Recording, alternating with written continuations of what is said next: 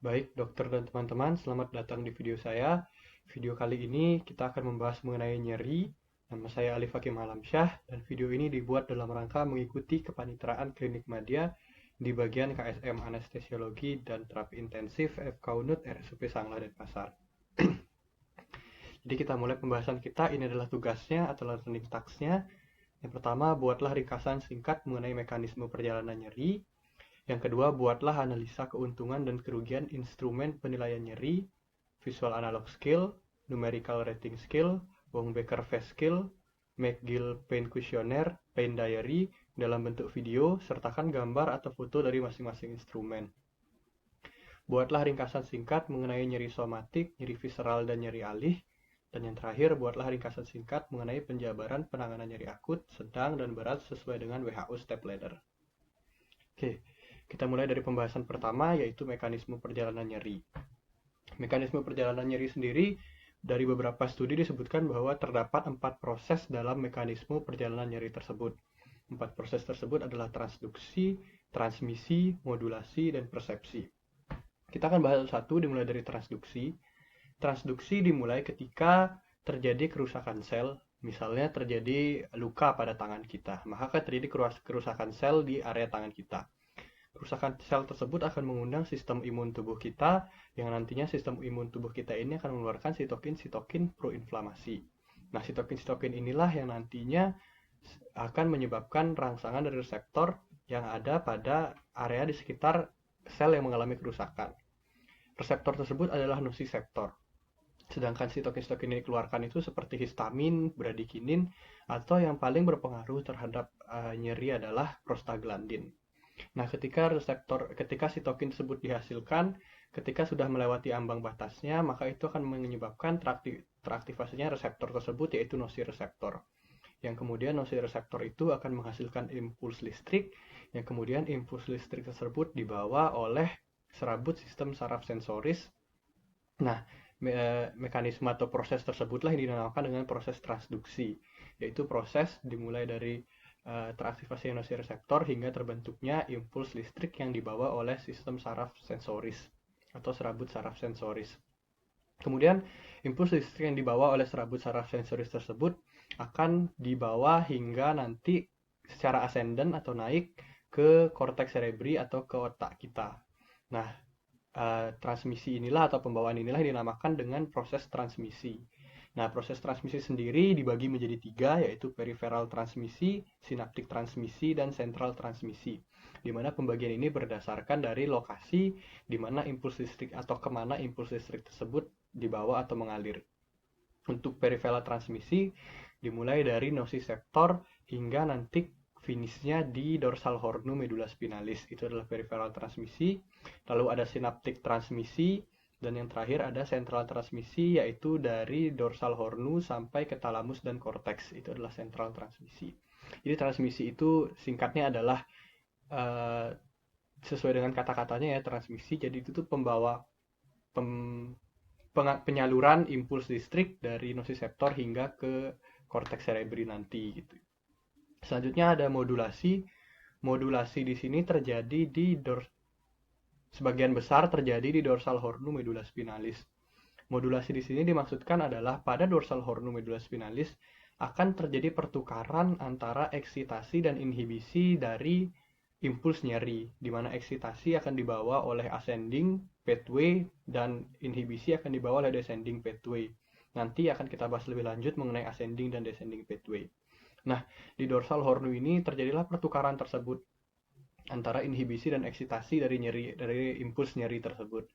Nah, inilah yang dinamakan dengan modulasi. Nah, proses modulasi inilah yang menyebabkan pada orang-orang berbeda rasa nyeri yang dirasakannya dengan rangsangan yang sama. Jadi bisa jadi si A merasakan rasa nyeri yang begitu hebat terhadap suatu rangsang, sedangkan si B merasakan bahwa ternyata nyerinya tidak terlalu hebat seperti yang dirasakan si A padahal dengan rangsang yang sama. Itu terjadi karena adanya proses modulasi ini. Dan yang terakhir, setelah sampai ke korteks cerebri, terjadilah persepsi dari nyeri tersebut oleh korteks cerebri area 1, 2, dan 3. Yang lalu dibawa ke area 57 untuk asosiasi dari sensoris itu sendiri. Baik, sesuai dengan yang kita bahas tadi, selain terdapat 4 proses tersebut, terdapat juga 2 pathway dari nyeri, yaitu ascending pathway dan descending pathway. Kita akan bahas lebih lanjut mengenai pathway ini, yang dimana ascending pathway itu adalah ascending atau pathway yang lebih banyak membawa eksitasi nyeri, atau impuls nyeri dibawa oleh ascending pathway. Sedangkan descending pathway ini lebih banyak membawa inhibisi. Jadi nyerinya akan ditahan oleh descending pathway. Kita akan bahas satu-satu, dimulai dari ascending pathway terlebih dahulu. Ascending pathway dimulai dari, sama seperti 4 proses tadi, dimulai dari transduksi terlebih dahulu. Contohnya ketika tangan kita mengalami luka atau sayatan, itu akan menyebabkan terjadinya kerusakan sel. Nah, kerusakan sel ini akan direspon oleh sistem imun tubuh kita, di mana sistem imun tubuh kita akan menuju ke tempat kerusakan sel tersebut, yang dimana nanti sistem imun kita ini akan mengeluarkan sitokin-sitokin proinflamasi, seperti histamin, bradikinin, atau yang paling besar pengaruhnya terhadap nyeri adalah prostaglandin. Prostaglandin ini akan menyebabkan eksitasi dari impuls dari reseptor nyeri, yaitu nociceptor yang ada di sekitar area yang mengalami kerusakan. Akibat prostaglandinnya terus dibentuk oleh sistem imun kita, menyebabkan nociceptor yang ada di sekitar area sel yang mengalami kerusakan tersebut pun melewati ambang batasnya dan akhirnya menghasilkan impuls listrik. Impuls listrik ini kemudian akan mengalir di serabut saraf sensoris. Nah, di perifer terdapat 2 serabut saraf yang membawa impuls sensoris untuk nyeri. Yang pertama adalah yang berwarna merah di bawah ini, A delta, serabut A delta, dan yang berwarna hijau yaitu serabut C. Serabut A delta adalah serabut dengan mielin, sehingga serabut A delta ini membawa rangsang nyeri cepat. Sedangkan serabut C ini adalah serabut yang tidak bermielin, sehingga ini akan membawa rasa nyeri yang lebih lambat. Ini menjelaskan kenapa ketika kita mengalami suatu luka atau kita mengalami suatu trauma, kita akan merasakan nyeri hebat pada beberapa detik awal atau beberapa menit awal. Setelah itu yang kita rasakan adalah nyeri yang lebih tidak terlalu hebat, namun berjalan lebih lama. Itu karena pada saat awal terjadinya itu adalah A delta, serabut A delta yang mengalami lonjakan impuls. Sedangkan selanjutnya untuk nyeri-nyeri yang kita rasakan selanjutnya itu serabut C lah yang membawa impuls nyeri kita ke korteks cerebri. Seperti itu. Nah, dari nociceptor sampai nanti dibawa oleh serabut A delta dan C ini dibawa ke dorsal hornu medula spinalis. Di sini di dorsal hornu medula spinalis, serabut A delta dan serabut C akan bersinaps dengan jaras spinotalamik. Area di dorsal hornu khusus untuk menerima nyeri kita sebut sebagai substansia gelatinosa. Nah, area substansia gelatinosa ini nanti akan memiliki banyak peran, selain juga sebagai tempat bersinapsnya first order neuron, yaitu neuron dari nociceptor sampai bersinap dengan second order neuron, yaitu neuron dari dorsal hornu sampai talamus. Selain tempatnya bersinap first order dan second order neuron, di sini juga nanti akan ada sinap antara ascending dan juga descending pathway, yang nanti akan kita bahas pada bagian descending pathway saja. Nah, ketika sudah sampai dorsal hornu, first order neuron akan bersinap dengan second order neuron, yaitu jaras spinotalamik, di mana serabut dari A delta nanti akan bersinap dengan neospinotalamik tract yang berwarna merah, sedangkan nanti serabut dari C akan bersinap dengan paleospinotalamik yang berwarna hijau. Masuklah impuls listrik itu ke second order neuron. Serabut A delta atau serabut neospinotalamik akan langsung menuju ke talamus. Begitu pula dengan serabut dari paleospinotalamik juga akan langsung menuju ke talamus. Nanti di talamus ini, di atas ini, dia akan bersinap dengan third order neuron. Third order neuron bersinap dengan jaras dari talamokortikal. Talamokortikal akan membawa impuls nyeri tersebut ke korteks cerebri untuk dilakukan persepsi di korteks cerebri area 1-2-3. Sebelum bersinaps dengan third order neuron di talamus, Second order neuron juga memberikan kolateral di area batang otak.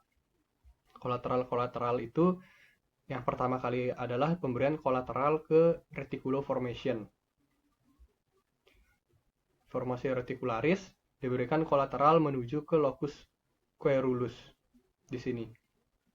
Selain itu, diberikan juga kolateral ke periaqueductal greameter yang ada setingkat dengan mesencephalon.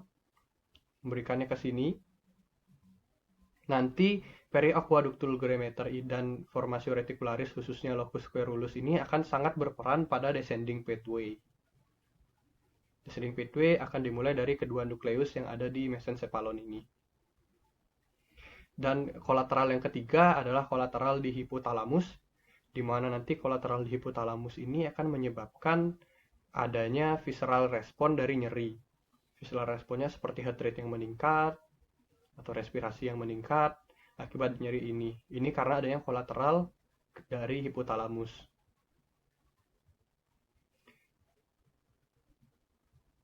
Nah, itu tadi untuk ascending pathway. Sebagai recap sedikit, jadi dimulai dari first order neuron, ketika sel mengalami kerusakan akan ada pelepasan dari sitokin oleh sel imun yang ada di tempat kerusakan sel tersebut, sitokin tersebut. Yang paling besar mempunyai efek adalah prostaglandin.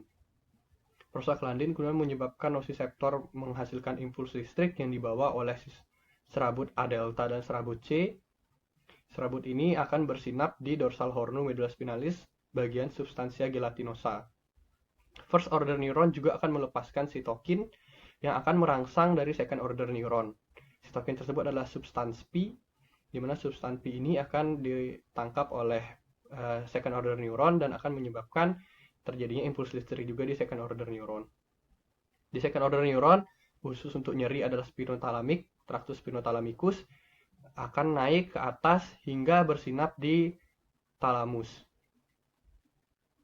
Ketika perjalanan menuju thalamus, tractus spinothalamic, khususnya yang paleospinothalamic, akan memberikan kolateral-kolateral ke area periaqueductal greameter dan area reticular formation locus coeruleus yang nanti akan berfungsi di descending pathway, dan juga memberikan kolateral ke hipotalamus untuk adanya respon dari visceral organ atau organ dalam seperti peningkatan heart rate, peningkatan RR.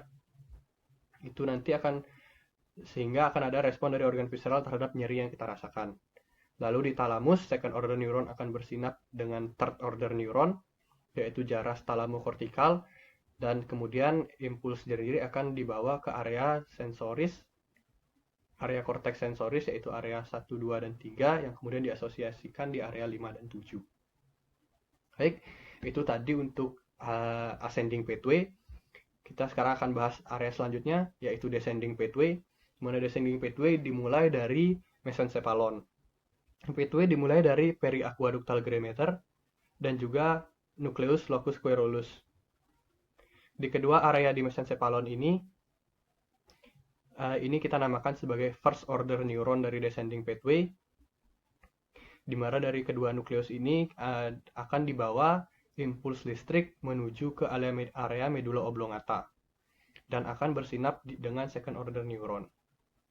Di medulla oblongata ada dua nukleus yang berpengaruh, yaitu nukleus reticulogigantocellularis dan juga nukleus Rave magnus. Nukleus gigantoreticularis akan membawa Na, sedangkan nukleus Rave magnus akan membawa epinefrin. Kemudian dari first order neuron akan bersinap dengan second order neuron, lalu second order neuron dari nukleus reticularis gigantocellularis dan juga nukleus Rave magnus akan turun dan bersinap di dorsal hornu medulla spinalis, tempat di mana tadi ascending pathway juga bersinap antara first order neuron dan second order neuron. Nah, secondary order neuron ini dari nukleus Rave magnus dan nukleus reticularis ini akan membawa impuls inhibisi. Nah, bagaimana caranya di substansia gelatinosa ini ada impuls inhibisi dan ada impuls eksitasi? Kita perlu memperbesar terlebih dahulu gambar yang ada pada substansia gelatinosa ini. Jadi ini gambarnya, dapat kita lihat di layar, di mana yang berwarna merah adalah jaras descending, yang membawa impuls dari nukleus Raffe Magnus dan juga nukleus reticularis gigantocelularis. Dapat kita lihat impuls yang dibawa dari descending. Lalu yang berwarna kuning ini adalah first order neuron. Sedangkan yang berwarna kuning yang berada di kanan bawah adalah second order neuron. First order neuron adalah membran presinap yang nanti akan mengeluarkan substan P. Ini adalah substan P yang akan mengeksitasi dari membran possinap yang ada di second order neuron. Nah, sedangkan apa yang dilakukan oleh descending pathway? Descending pathway ini memiliki dua cara untuk menghambat impuls, untuk melakukan inhibisi. Ada direct dan ada indirect. Secara direct, descending pathway akan mengeluarkan norepinefrin dan epinefrin ke area substansia gelatinosa, yang mana selanjutnya Na dan 5-HT ini akan ditangkap oleh reseptor yang ada di membran presinap. Artinya nanti ini akan ditangkap di first order neuron, membran presinap, dan ini akan menyebabkan inhibisi dari rilisnya substan P.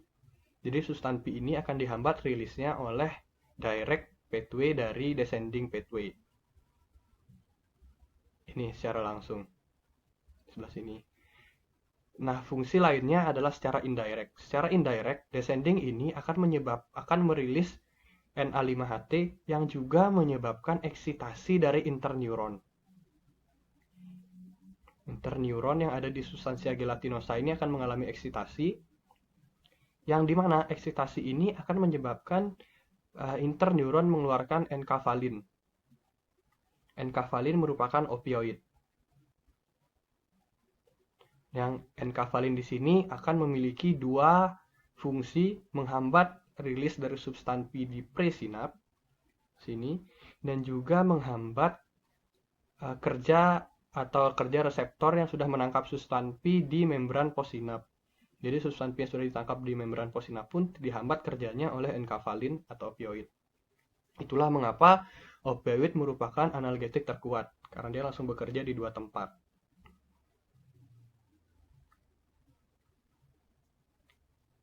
Baik, itu tadi untuk descending pathway. Sedikit recap lagi, descending pathway dimulai dari nukleus yang ada di mesencephalon, yaitu nukleus periaqueductal dan nukleus locus coeruleus, yang memberikan sinap di medula oblongata, di nukleus reticularis gigantocelularis dan juga nukleus Raffe Magnus. Kedua nukleus ini kemudian akan mengirim impuls listrik menuju ke dorsal hornu medula spinalis di bagian substansia gelatinosa, di mana impuls listrik yang dikirim oleh kedua nukleus ini bersifat inhibisi dari rangsang nyeri. Kenapa bersifat inhibisi? Karena keduanya mengandung Na dan 5-HT, di mana ketika nanti dirilis di substansia gelatinosa, Na dan 5-HT ini memiliki dua mekanisme untuk menghambat dari eksitasi nyeri. Direct, dengan cara merilis Na5-HT ke substansia gelatinosa, dan rilis ini akan ditangkap oleh reseptor yang ada di membran presinap dan menghambat rilisnya substan P di membran presinap. Secara indirect, dengan cara Na5-HT juga menyebabkan eksitasi dari interneuron, yang mana interneuron ini akan melepaskan enkafalin ke substansia gelatinosa, yang enkafalin ini merupakan opioid. Jadi menghambat kerja atau menghambat rilis substan P di membran presinap, dan juga menghambat impuls listrik yang ada di membran possinap ketika substan P sudah ditangkap oleh membran possinap. Itu tadi untuk ascending dan descending pathway. Ada sebuah teori lagi yang ini menggambarkan inhibisi lain dari nyeri. Teori ini dinamakan dengan gate control theory, di mana ini tidak melibatkan descending pathway. Namun seperti contoh kasus seperti ini, ketika kita mengalami luka di ujung jari, maka biasanya dengan penekanan di sekitar luka, kita biasanya mengalami nyeri yang lebih menurun, atau nyeri yang kita rasakan lebih mereda dibandingkan apabila kita biarkan saja. Kenapa itu terjadi? Nah, inilah yang dijelaskan di gate control theory. Ini dia gate control theory, di mana ketika kita merangsang area di sekitar di area di sekitar sel yang mengalami kerusakan, kita berikan deep touch atau sentuhan atau raba yang dalam, maka ini akan merangsang DCML atau dorsal column medial lemniscus, yaitu serabut-serabut saraf yang nanti membawa saraf dari khusus untuk reseptor dari deep touch atau Pacinian corpuscle. Nah, selanjutnya serabut saraf DCML ini akan biasanya pada beberapa kasus dia akan langsung naik ke atas. Dia akan langsung bersinap dengan nukleus yang ada pada medula oblongata. Nah, serabut saraf ini dinamakan dengan serabut saraf Gold dan Burdah. Nah, serabut saraf Gold dan Burdah ini ternyata selain langsung membawa impuls listrik langsung ke bagian medula oblongata, dia juga memberikan sedikit kolateral di bagian substansia gelatinosa. Jadi dapat dilihat di sini, ketika deep touch terangsang Pacinian corpuscle, lalu merangsang serabut sensoris DCML, yaitu serabut saraf Gold dan Burdah. Yang selanjutnya masuk ke substansia gelatinosa, DCML itu biasanya langsung naik ke atas. DCML itu langsung naik menuju ke talamus, menuju nukleus cuneatus dan juga nukleus yang ada di talamus. Ternyata DCML juga memberikan kolateral di area substansia gelatinosa, lamina 5. Dia memberikan kolateral pada interneuron. Jadi dia memberikan eksitasi pada interneuron yang sudah kita bahas tadi sebelumnya. Karena dia memberikan eksitasi pada interneuron, jadi DCML ini juga akan menyebabkan rilisnya dari enkafalin. Enkafalin itu akan menghambat membran presinap dan juga membran postsinap.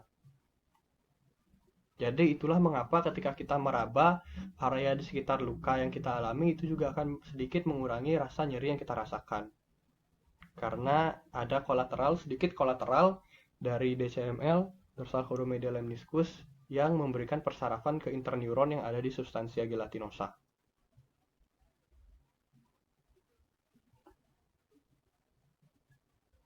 Baik, itu tadi untuk mekanisme penilaian nyeri. Sedikit recap bahwa mekanisme perjalanan nyeri itu ada 4 proses, yaitu transduksi, transmisi, modulasi, dan juga persepsi. Dan juga ada 2 pathway, yaitu ascending pathway dan descending pathway. Yang ascending itu lebih banyak fungsinya untuk eksitasi nyeri, hingga nanti dimulai dari nociceptor hingga nanti dibawa ke cortex cerebri, area sensoris 1, 2, 3. Sedangkan descending pathway dimulai dari mesencephalon, yaitu nukleus periaqueductal greater dan juga nukleus querulus di area formatio reticularis, lalu dibawa ke medula oblongata untuk bersinap di nukleus raffi magnus dan juga reticularis. Lalu dari kedua nukleus itu akan bersinap di substansia gelatinosa pada dorsal hornu medula spinalis, setingkat dengan di mana first order neuron dan second order neuron bersinap. Descending pathway akan berfungsi sebagai inhibisi dari nyeri. Baik, untuk tugas satu lingkaran selanjutnya kita akan membahas mengenai instrumen penilaian nyeri. Di mana untuk instrumen penilaian nyeri sendiri terdapat 2 skala, yaitu skala 1 dimensi dan juga skala multidimensi.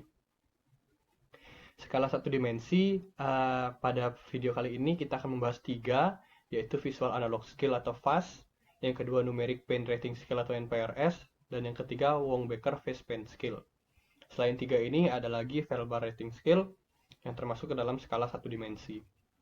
Untuk skala multidimensi ada MPQ atau McGill Pain Questionnaire dan juga ada Daily Diary Pain. Selain itu ada juga Brief Pain Inventory, sedangkan pada video ini kita akan membahas 2, yaitu MPQ dan Daily Diary Pain. Baik, kita akan masuk ke instrumen penilaian nyeri yang pertama, yaitu VAS atau Visual Analog Scale, di mana Visual Analog Scale ini dapat dilihat di depan bahwa hanya terdapat sebuah garis, di mana pada ujung satunya terdapat tidak nyeri sama sekali, dan di ujung satunya terdapat nyeri yang sangat hebat. Jadi nanti pasien diminta di antara untuk membuat garis atau menunjukkan di mana dari tidak nyeri sampai sangat nyeri, di mana nyeri yang dia rasakan. Lalu kita mengukur dengan penggaris seberapa nyerinya. Jadi panjang garisnya ini adalah 10 cm. Nanti kita ukur nyerinya berapa. Keuntungan dari visual analog scale ini adalah mudah dan cepat untuk dipahami oleh pasien dan mudah juga diinterpretasikan oleh klinisi. Dan yang kedua, sudah banyak sekali studi yang menggunakan tools ini. Kenapa banyak studi? Karena tools ini dianggap sebagai yang paling akurat menginterpretasikan nyeri. Karena tidak dibagi, tidak range-nya sangat bebas, range-nya sangat luas, tergantung pasien menaruh atau merasakan nyerinya di mana atau menggaris nyerinya di mana. Jadi tidak terbagi menjadi hanya 1, 2, 3 seperti numerik, tapi bebas tergantung nanti kita mengukur nyeri yang pasien rasakan seberapa. Kerugiannya yang pertama adalah sulit digunakan pada setting emergensi karena untuk pasien-pasien tertentu hanya melihat gambaran garis saja itu akan sedikit membingungkan pasien untuk mengerti apa yang harus dia kerjakan dengan garis yang atau gambar yang dilihat di depan ini. Yang kedua, sulit digunakan pada pasien dengan gangguan kognitif, gangguan penglihatan, dan gangguan kesadaran. Yang terakhir, memerlukan alat bantuan seperti alat tulis untuk menentukan hasil. Pasien diharuskan untuk menulis, dan kita juga selaku klinisi harus diharuskan untuk menghitung berapa menggunakan penggaris, berapa jaraknya dari no pain atau nyeri yang paling hebat atau pain as bad as it could possibly be. Yang kedua, instrumen penilaian nyeri adalah numeric rating scale. Numeric rating scale ini gambarnya seperti di depan, ada 0 sampai 10, 0, 1, 2, 3, 4, 5, di mana 0 adalah tidak ada nyeri sama sekali dan 10 adalah nyeri yang benar-benar nyeri. Keuntungannya adalah mudah dan cepat untuk dipahami oleh pasien dan mudah juga diinterpretasikan oleh klinisi. Yang kedua, dapat digunakan oleh hampir semua kondisi pasien. Yang ketiga, hasilnya juga konsisten. Yang dimaksud dengan hasil konsisten adalah ketika pasien periksa di klinik 1 hasilnya 5, maka kemungkinan di klinik berikutnya juga nanti hasilnya 5. Dengan catatan perbedaan waktu dan kondisi lain yang sama. Dan yang terakhir, dapat mengukur juga nyeri yang sudah lewat. Jadi pasien dapat memperkirakan nyeri saat pertama kali misalnya sangat hebat, sedangkan nyeri yang dirasakan sekarang tidak terlalu hebat. Pasien dapat menceritakan bahwa saat saya pertama kali nyerinya 7, tapi sekarang sudah 2. Pasien dengan mudah mengatakan hal itu.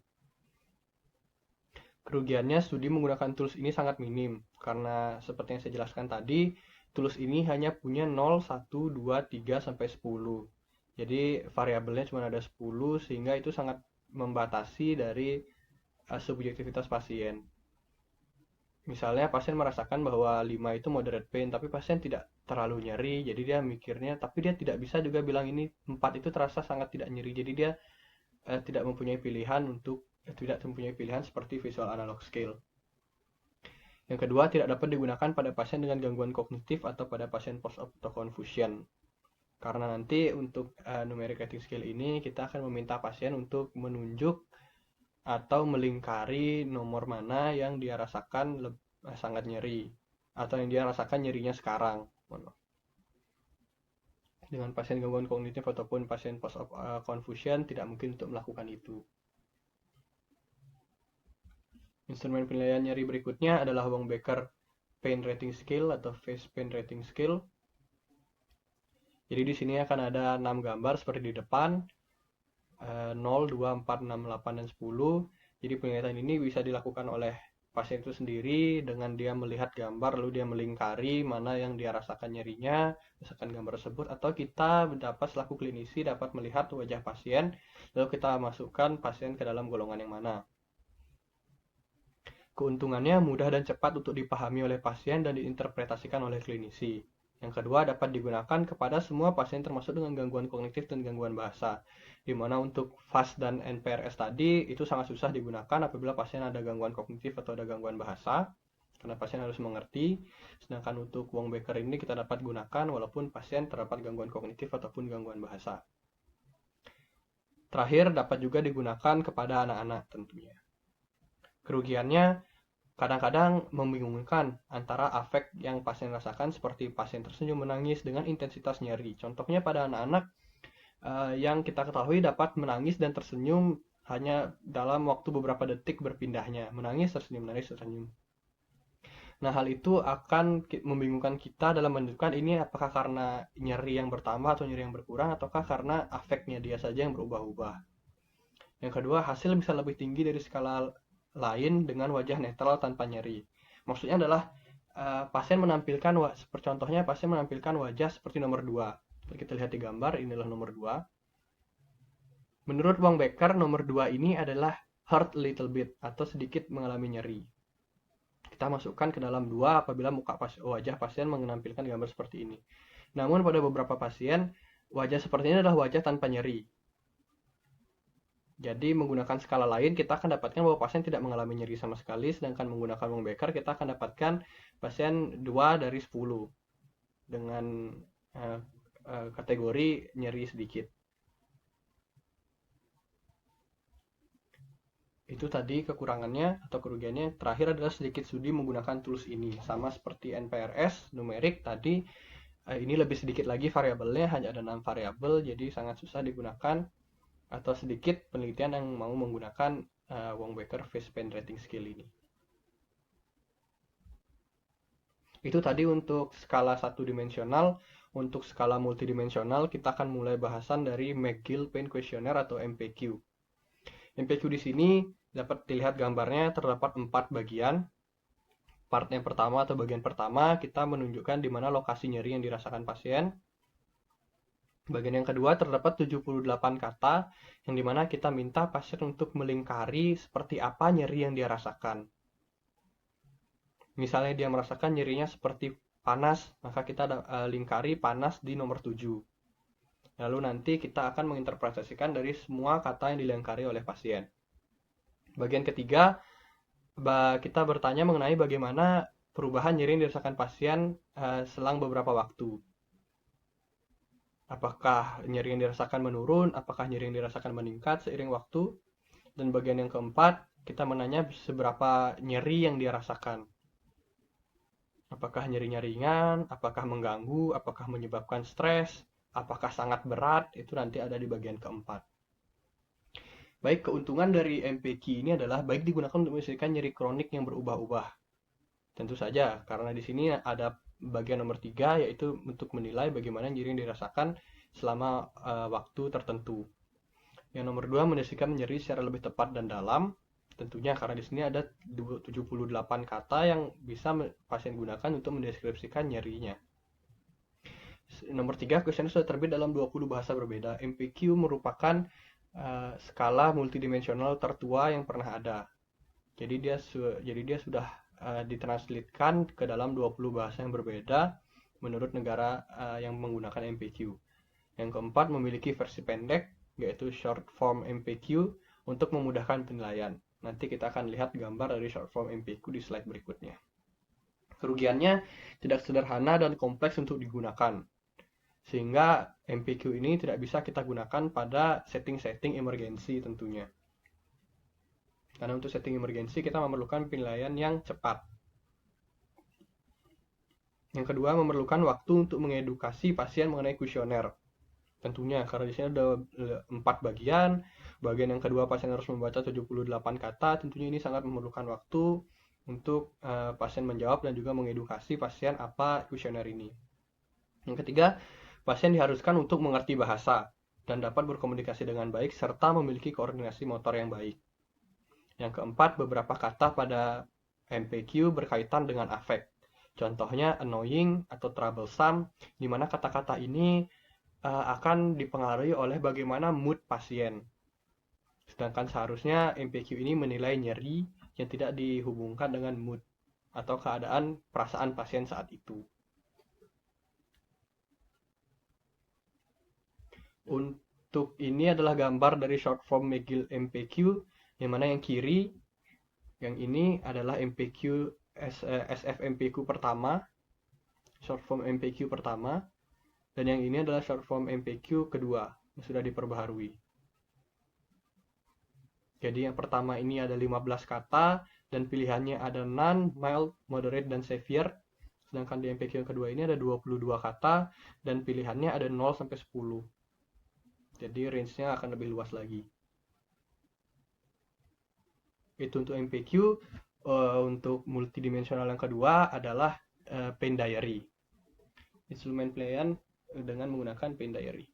Jadi di sini saya ambil adalah daily pain diary, namun pain diary ini ada weekly pain diary, ada monthly pain diary, yaitu tergantung dari pasien memerlukan yang mana. Di pain diary ini nanti akan ada tanggal dan juga akan ditempatkan skala di sini. Yang pada pain diary ini adalah skala numerik NPRS yang digunakan. Lalu di sini akan ada tabel. Di mana tabel ini nanti akan berisikan waktu, lalu berisikan pertanyaan-pertanyaan lain yang mendeskripsikan nyeri pasien. Nanti pasien bisa isi sendiri di rumah, lalu akan dibawa ketika pasien memiliki perjanjian bertemu dengan dokter pasien sendiri. Oke, keuntungannya yang pertama adalah dapat merekam nyeri yang dirasakan lebih dari 1 kali dalam sehari. Tentunya, inilah daily pain diary. Apabila pasien merasakan nyeri hingga 3 kali dalam 1 hari, pasien dapat melengkapinya di bawah. Adapun lebih, pasien dapat menambahkan tabel sesuai dengan kebutuhan yang dia perlukan. Jadi, ini juga berhubungan dengan keuntungan yang kedua. Jadi, ini tidak mengharuskan untuk adanya pertemuan dokter pasien setiap kali pasien merasakan nyeri. Jadi, dia cukup menulis di sini nyeri apa yang dirasakan sesuai dengan pertanyaan yang disepakati oleh dokter di atas. Dia dapat mengisinya. Nanti ketika jadwal pertemuan, pasien membawa diary ini, dan nanti dokter akan melihat diary ini untuk tahu nyeri apa atau apa kondisi pasien saat konsultasi atau datang ke dokter tersebut. Kerugian dari pain diary ini adalah tools dengan potensi tinggi bias pada pengukuran. Karena tentunya pengukuran ini tidak dilakukan oleh dokter dan dilakukan oleh pasien itu sendiri tanpa ada dokter yang mendampingi. Jadi ini yang sangat berpengaruh terhadap mood pasien itu, atau memori, atau tendensi, dan simulasi apa yang terjadi sebelum pasien mengisi dari diary ini. Kerugian yang kedua adalah item dari pain diary ini dapat berbeda-beda. Item yang dimaksud adalah pertanyaan yang di atas ini. Ini dapat berbeda-beda, sehingga data secara kolektif untuk mengetahui efektivitas dari pain diary ini sangat susah untuk didapatkan. Contohnya, pada tabel yang saya tampilkan ini, dia bertanya mengenai apakah pasien meminum obat-obatan dan treatment apa yang pasien gunakan lagi selain obat-obatan yang sudah ditulis. Setelah 1 jam, apakah pasien masih merasakan nyeri? Apabila masih, berapa rate dari nyerinya? Dan apakah ada problem lain yang pasien rasakan? Pada diary lain yang pernah saya baca, keempat pertanyaan ini tidak ada. Justru diganti dengan apakah ada yang memperingan nyeri pasien?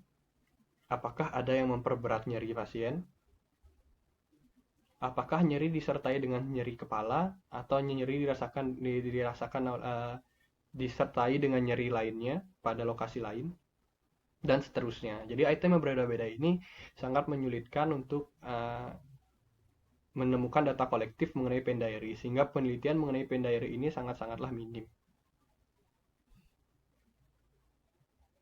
Baik, itu untuk instrumen penelitian nyeri. Sedikit recap, jadi instrumen penelitian nyeri itu ada 2 dimensi, yaitu skala 1 dimensi dan juga skala multidimensi. Skala 1 dimensi seperti FAS, NPRS, dan Mount-Becker Face Pain Rating Scale, sedangkan skala multidimensi adalah MPQ dan juga pain diary. Masing-masing memiliki keuntungan dan kerugian yang nanti bisa disesuaikan dengan kebutuhan dari masing-masing klinisi, kapan menggunakan FAS, kapan menggunakan NPRS, ataupun Mount-Becker, atau kapan menggunakan MPQ dan juga pain diary. Baik, kita akan lanjutkan ke bahasan kita selanjutnya, yaitu membahas mengenai nyeri somatik, nyeri visceral, dan juga nyeri refer atau nyeri alih. Yang pertama, nyeri somatik. Nyeri somatik merupakan salah satu tipe dari nyeri nociceptik. Yang persarafan atau nociceptor berada di kulit dan muskuloskeletal. Ini nanti yang membedakan antara nyeri somatik dan nyeri visceral. Untuk etiologinya, ketika nociceptor ini mendeteksi impuls yang tinggi akibat kerusakan jaringan atau karena adanya iskemik. Contohnya luka, keseleo, atau fraktur. Ini seperti yang sudah kita jelaskan tadi di bagian mekanisme perjalanan nyeri. Apabila terdapat kerusakan jaringan, menyebabkan rilisnya prostaglandin. Apabila itu menyebabkan impuls yang tinggi, akan menyebabkan nociceptor mendeteksi hal tersebut dan mengirimkan impuls listrik yang nanti berujung di persepsi nyeri yang ada di korteks cerebri. Klinis nyeri yang dirasakan seperti pedih, pegel, dan nyeri yang dirasakan biasanya tajam. Jadi dimaksudkan dengan tajam adalah nyeri yang dirasakan umumnya terlokalisasi. Di mana untuk nyeri somatik, khasnya adalah pasien biasanya dapat menunjuk lokasi nyeri dengan satu jarinya. Atau kita secara visual dapat melihat kerusakan jaringan yang terjadi, seperti contohnya terjadi luka di kulit yang kita dapat lihat, atau terjadi dislokasi atau fraktur dari tulang yang kita dapat lihat, atau terjadi pembengkakan yang kita dapat lihat seperti terjadi keselio yang menyebabkan pembengkakan, kita juga dapat melihat. Atau pasien dapat melokalisasi nyerinya dengan menggunakan satu jari. Jadi apabila kita bertanya nyerinya di mana, pasien biasanya terlebih dahulu bilang di lutut, seperti itu misalnya. Apabila kita minta pasien untuk menunjukkan dengan satu jari, pasien mampu menunjukkan nyerinya dengan satu jari. Maka itu dapat kita katakan sebagai nyeri somatik. Nyeri yang dirasakan akan bertambah berat jika bagian yang cedera disentuh atau digerakkan. Itu tadi untuk nyeri somatik. Selanjutnya untuk nyeri visceral juga merupakan salah satu tipe dari nyeri nosiseptik. Kenapa kedua ini dimasukkan ke dalam nyeri nosiseptik? Karena nyeri nosiseptik, definisi nyeri nosiseptik adalah nyeri yang diakibatkan karena adanya rangsangan dari nosiseptor. Nah, lawan dari nosiseptik adalah neuropatik, di mana pada nyeri neuropatik tidak ada rangsang yang masuk ke nosiseptor. Namun yang terjadi pada neuropatik adalah saraf yang membawa nyeri itu yang mengalami kerusakan sehingga menghasilkan eksitasi yang terus-menerus pada serabut saraf yang membawa rasa nyeri. Ada periferal, bisa periferal sensitasi atau central sensitasi. Tergantung di mana nanti serabut saraf sensoris yang membawa nyeri yang mengalami kerusakan untuk nyeri neuropatik. Perbedaannya adalah untuk nyeri visceral, nosiseptornya berada di organ dalam tubuh, jantung, paru, ginjal, hati, pankreas, dan lain sebagainya. Selain itu juga nosiseptor mendeteksi impuls yang tinggi berbeda antara nyeri somatik dan visceral. Kalau nyeri somatik biasanya terdapat karena adanya inflamasi atau iskemia yang kita dapat lihat, sedangkan untuk visceral itu terjadi akibat adanya peregangan organ. Paling umum terjadi akibat adanya peregangan organ. Ataupun dapat terjadi karena inflamasi atau iskemik. Contohnya peregangan organ misalnya terdapat batu ginjal. Batu ginjal akan menyebabkan ginjal lebih meregang dan itu akan menimbulkan nyeri. Inflamasi contohnya adalah pankreatitis, iskemik contohnya adalah angina pectoris. Nyeri yang dirasakan juga berbeda. Untuk nyeri visceral klinisnya seperti tertindih, seperti terperas, atau rasa kolik. Atau nyeri kolik yang merupakan nyeri dari visceral. Nyeri yang dirasakan juga berbeda. Untuk nyeri somatik, biasanya nyerinya itu terlokalisir, sedangkan untuk nyeri visceral, nyeri yang dirasakan adalah nyeri yang diffuse. Nyeri yang diffuse ini adalah nyeri yang tidak mampu ditunjukkan oleh pasien dengan satu jari. Contohnya pada pasien angina pectoris, biasanya pasien memegang seluruh dadanya. Yang apabila kita minta pasien untuk menunjukkan dengan satu jari, maka dia bilang nggak bisa dan tetap memegang dadanya dengan seluruh tangannya. Itu merupakan ciri khas dari nyeri visceral. Nyeri juga dapat dirasakan pada area organ yang mengalami gangguan atau dapat juga dirasakan di area dermatum, di area sekitar visceral organ tersebut. Nah, hal ini dinamakan dengan river pain atau nyeri alih. Jadi ada nyeri visceral yang ditambah dengan nyeri dermatum atau nyeri di area kulit sekitar tempat organ tersebut. Kenapa itu bisa terjadi? Kita akan bahas di slide berikutnya mengenai nyeri alih atau river pain. River pain atau nyeri alih, definisinya adalah nyeri visceral yang menimbulkan hiperestesia pada dermatum yang sesuai dengan segmen yang mensyarafi organ visceral tersebut. Jadi ada nyeri visceral, lalu ada hiperestesia pada dermatum yang mensyarafi organ visceral tersebut. Kenapa itu bisa terjadi? Ada dua teori mengenai patofisiologi dari nyeri alih. Yang pertama adalah teori konvergensi, dan yang kedua adalah teori fasilitasi. Teori konvergensi terjadi begini. Ketika impuls nyeri dari organ visceral atau organ dalam bersinaps dengan sel, di mana impuls dari dermatum juga bersinaps di sel tersebut. Jadi selnya ini ada di dorsal hornu, medula spinalis. Jadi dari visceral organ bersinap di sana, terus dari dermatum juga bersinap di sana. Yang selanjutnya, organ atau nukleus ini akan menyambung ke traktus spinotalamik, lalu akan dibawa ke talamus, dan dari talamus akan dibawa ke korteks cerebri sesuai dengan mekanisme yang kita telah pelajari tadi. Sehingga apabila terjadi impuls yang meningkat pada organ visceral, impuls nyeri misalnya meningkat hebat di organ visceral, banyak impuls yang dibawa ke nukleus ini. Nukleus ini yang membawa jaras dari dermatum juga.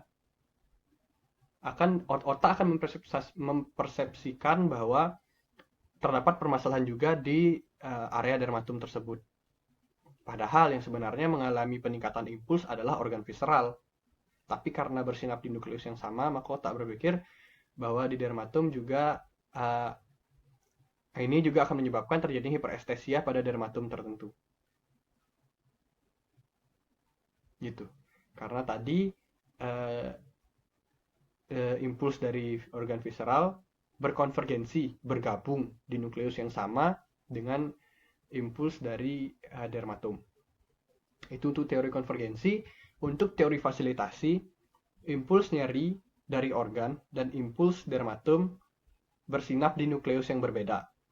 Jadi misalnya impuls nyeri dari organ visceral bersinap di nukleus A, sedangkan impuls dari dermatum bersinap di nukleus B.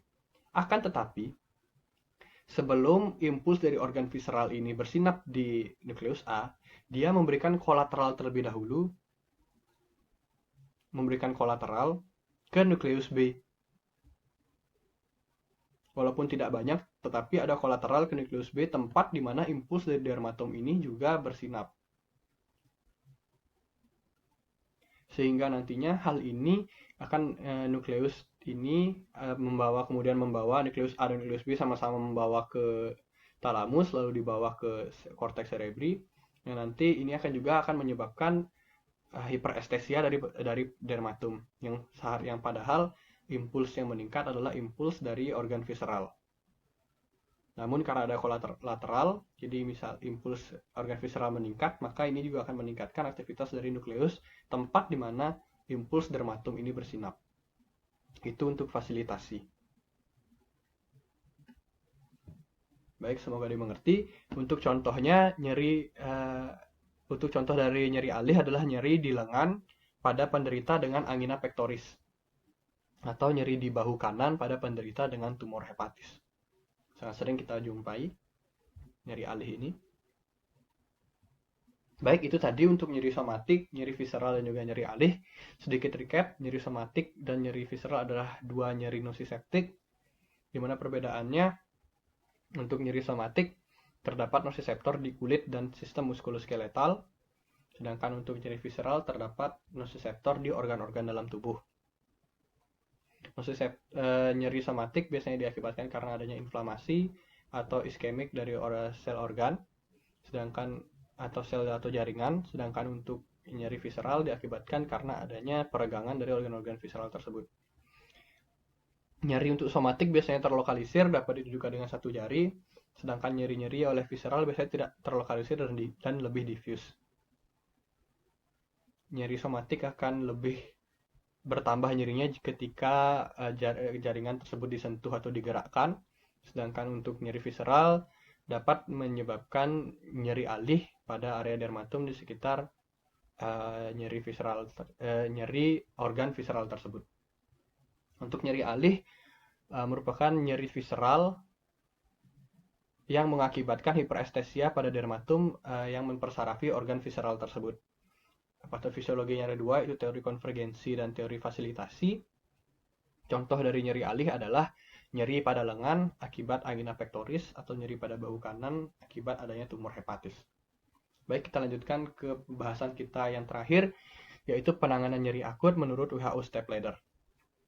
Berikut adalah WHO Step Ladder, di mana ada 3 step ladder-nya. Yang pertama, nomor 1 adalah nyeri ringan, yang kedua ada nyeri sedang, yang ketiga ada nyeri berat. Untuk nyeri akut kita akan mengikuti step ladder ini, sedangkan untuk nyeri kanker nantinya kita akan berbalik dari 3, 2, baru 1. Untuk nyeri akut 1, 2, dan 3. Pada step ladder ini kita dapat lihat 3 penanganan utama untuk nyeri akut. Dari yang pertama adalah analgesik non-opioid plus minus adjuvan. Yang kedua adalah opioid ringan, analgesik opioid ringan, plus minus analgesik non opioid, dan plus minus adjuvan. Dan yang ketiga juga ada analgesik opioid yang kuat, plus non opioid, plus minus adjuvan. Jadi ada 3, yaitu adjuvan, analgesik non opioid, dan juga analgesik opioid. Kita akan bahas ketiga hal ini lebih lanjut di slide berikutnya. Penanganan nyeri akut adjuvan. Pengobatan adjuvan merupakan pengobatan tambahan yang diberikan sebagai tambahan dari pengobatan utama. Tentunya karena dia merupakan pengobatan tambahan, jadi dia bukan merupakan pengobatan utama atau primer. Beberapa adjuvan, seperti yang pertama misalnya intervensi non-farmakologi, misalnya terapi psikologis, terapi sosial, terapi kultural, terapi fisikal, ataupun terapi spiritual yang dapat membantu pengobatan dari pasien. Yang kedua, obat-obatan untuk terapi spesifik penyebab nyeri. Misalnya, pemberian antikonvulsan atau trisiklik antidepresan untuk nyeri neuropatik, pemberian kortikosteroid atau anti-ansietas juga dapat diberikan pada keadaan nyeri tertentu.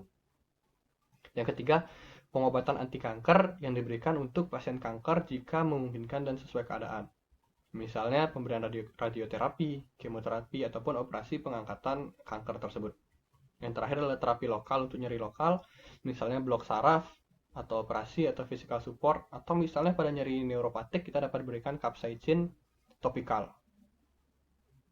Nah, itu juga merupakan adjuvan. Baik, itu untuk adjuvan. Selanjutnya adalah nyeri akut analgesik non opioid. Analgesik non opioid itu dibagi menjadi 2 pada pembahasan ini, yaitu acetaminophen dan NSAID. Kita akan mulai dari acetaminophen terlebih dahulu, yaitu jenis obatnya paracetamol misalnya. Memiliki sifat analgesik dan antipiretik, namun tidak memiliki efek antiinflamasi, berbeda dengan NSAID. Merupakan analgesik non-opioid yang paling aman, sehingga dapat diberikan kepada hampir semua pasien, termasuk anak-anak, orang tua, ibu hamil, ataupun pasien-pasien dengan masalah ginjal. Dosisnya dimulai dari 500 sampai 1000 mg setiap 4-6 jam. Dengan maksimalnya adalah 4000 mg atau 4 gram per 1 hari. Jadi kita boleh berikan 1000 mg setiap 6 jam, yang umum dilakukan di sana misalnya adalah 1000 mg setiap 6 jam. Metabolismenya sebagian besar terjadi di hati, sehingga efek sampingnya bersifat hepatotoksis, terutama pada pasien-pasien dengan gangguan hati atau malnutrisi, sehingga kita harus perhatikan pada pasien-pasien dengan gangguan hati, baiknya kita pikirkan 1-2 kali untuk pemberian acetaminophen paracetamol ini. Analgesik non-opioid kedua adalah NSAID atau non-steroid anti-inflammatory drugs, di mana non-steroid anti-inflammatory drugs ini kerjanya menginhibisi enzim COX-1 dan COX-2. Di mana COX-1 dan COX-2 ini mengkonversikan asam arakidonat menjadi prostaglandin dan tromboksan. Nah, prostaglandin atau PG, tadi kita sudah ketahui bahwa prostaglandin ini bersifat eksitasi terhadap impuls nyeri.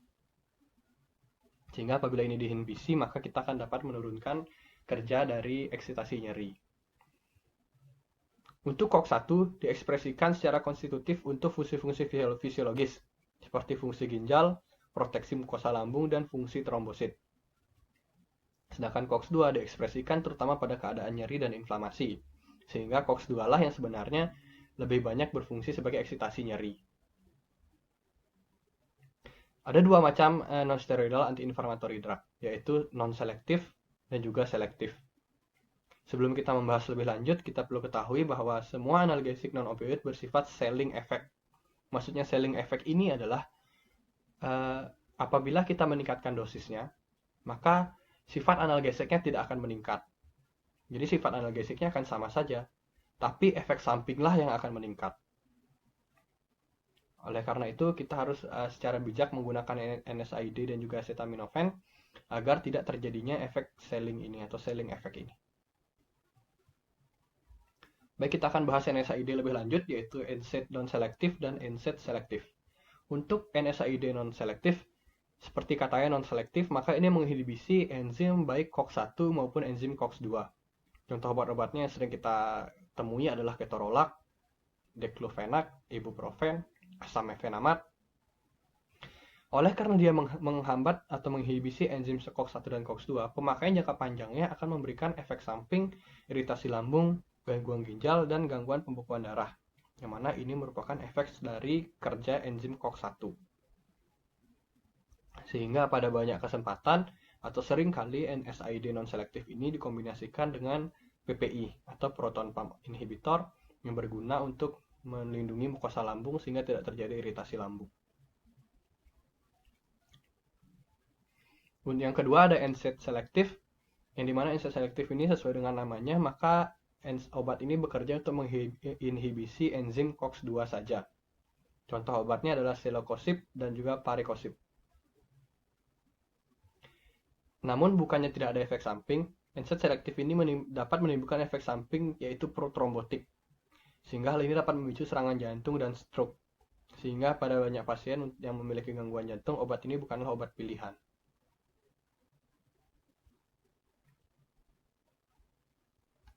Selanjutnya yang ketiga adalah analgesik opioid. Opioid merupakan analgetik terkuat dan sangat umum digunakan setelah pembedahan kanker, luka bakar, dan lainnya. Tadi di mekanisme kita sudah pelajarin kenapa ini merupakan analgetik terkuat, karena ini bekerja baik di membran presinap maupun membran postsinap. Benar-benar memblokade dari eksitasi nyeri. Cara kerja opioid berikatan dengan reseptor mikro di substansia gelatinosa. Reseptor ini ada di membran presinap dan juga membran postsinap. Dosis opioid merupakan dosis titrasi hingga tercapainya dosis ideal. Dosis ideal ini dikatakan ideal apabila nyeri yang dirasakan pasien menurun dan efek sampingnya masih dapat ditoleransi. Maka itu merupakan dosis ideal opioid pada pasien tersebut. Karena kita berbicara mengenai dosis ideal, kita juga perlu mengetahui efek samping dari opioid. Apabila efek samping ini tidak bisa ditoleransi, maka kita perlu titrasi kembali opioidnya. Efek sampingnya adalah sedasi, konstipasi, mual muntah, dan ketergantungan. Oleh karena efek konstipasi mual muntah ini, kita harus perhatikan penggunaan opioid pada pasien-pasien yang mengalami permasalahan gastrointestinal. Sedangkan karena efek ketergantungan ini, kita tidak boleh menggunakan opioid dengan penggunaan jangka panjang. Karena nantinya pasien akan mengalami ketergantungan dengan opioid. Ada dua macam opioid, yaitu opioid lemah yaitu kodein dan tramadol. Nah, kodein dan tramadol ini atau opioid lemah inilah yang berfungsi atau kita gunakan pada WHO step ladder yang kedua untuk nyeri sedang. Dikombinasikan dengan analgesik non-opioid tadi dan juga dengan adjuvan. Dan yang ada satu macamnya lagi yaitu opioid kuat. Contohnya adalah morfin, pethidin, dan fentanyl. Ini yang merupakan yang digunakan di WHO step ladder yang ketiga pada nyeri yang hebat. Dapat digunakan morfin, pethidin, atau fentanyl. Morfin merupakan opioid yang paling sering digunakan pada banyak kesempatan apabila ditemukan pasien dengan nyeri hebat. Untuk lebih jelasnya kita lihat kembali WHO step ladder-nya. Jadi WHO step ladder 1 penggunaan analgesik non-opioid saja, ada acetaminophen tadi, paracetamol, dapat digunakan NSAID non-selektif ataupun NSAID yang selektif. Nyeri sedang kita gunakan analgesik opioid ringan, contohnya adalah kodein dan tramadol atau tramadol yang dapat kita kombinasikan dengan analgesik non-opioid, paracetamol atau NSAID non-selektif atau NSAID yang selektif, dan juga ditambahkan atau plus minus kita tambahkan dengan terapi adjuvan.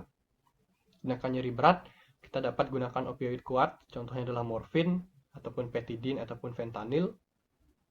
Kita kombinasikan dengan analgesik non-opioid seperti paracetamol ataupun NSAID, dan juga kita dapat tambahkan atau tidak dengan pengobatan atau penanganan adjuvan. Baik, kita sudah rekap mengenai semuanya dari awal mengenai mekanisme perjalanan nyeri, terus kita juga mengenai instrumen penilaian nyeri, selanjutnya kita bahas mengenai nyeri somatik, nyeri visceral, dan nyeri alih, dan yang terakhir kita bahas mengenai penanganan nyeri akut dengan menggunakan WHO step ladder.